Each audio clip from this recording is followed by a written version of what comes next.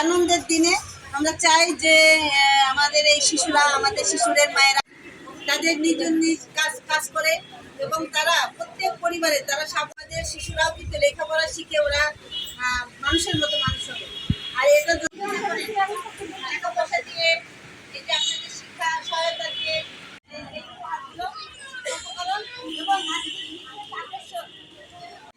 আর তাদের বাচ্চারা, এতিম বাচ্চারা এখানে হলো আমরা মনে হয় আমার পঞ্চায়েতে পরিবার আছে এখানে, আমার যে ফাউন্ডেশন আছে তার চেয়ারম্যান সাহেব এখানে এসেছেন, আরো ভালো কাজ আমরা করতে পারবো। তবে সবাই দোয়া করবেন, সবাই ভালো থাকবেন, একটু সহযোগিতা করে। আজকে শুধু মানে এত কষ্ট করে এই গরমে এই যে আমরা সকল ভালো মানুষের হাতগুলো যদি একত্রিত করতে পারি ইনশাল্লাহ। ছাগল এবং সব থেকে বড় বিষয় যেটা, একটি ছাগল থেকে কিন্তু তারা আবার আরেক মানুষ সুবিধা বঞ্চিত থাকে এবং অসহায় থাকে, কারণ হয়তো মাদ্রাসাতে গিয়ে শিশু কষ্ট